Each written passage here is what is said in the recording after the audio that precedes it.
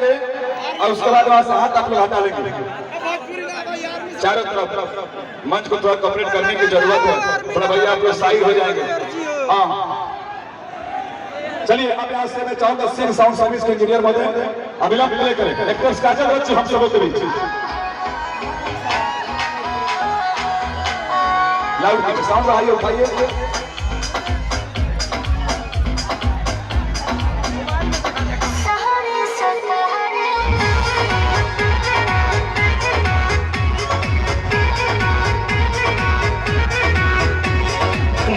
भर का के हम आए बनी काम हो गई शाम कुछ करो इंतजाम हो सुना तारू हो भर का के हम आए बनी काम हो गई शाम कुछ करो इंतजाम हो सही ना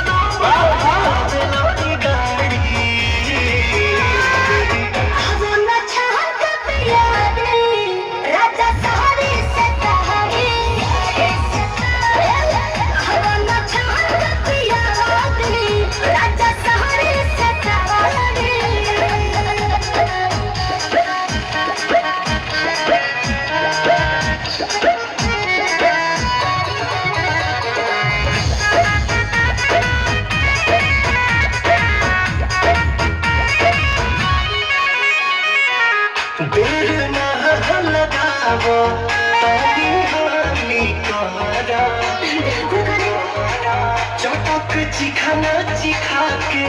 लवनी खाने कहरा हे राजा जी वही खमड़िया चटरिया बिछाती हो तपसे नवा तबे नवा जवानी मोड़ बोलो तो तोनी बोले तो नारी हम चाहत पिया दे राजा सारे सतहरे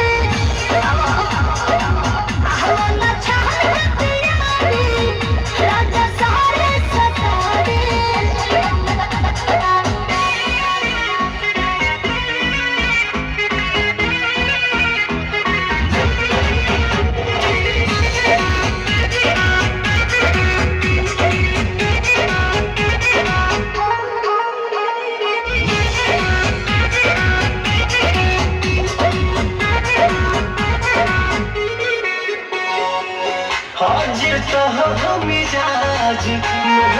नरमी चाही जी गरमी के बिना गरमी चाही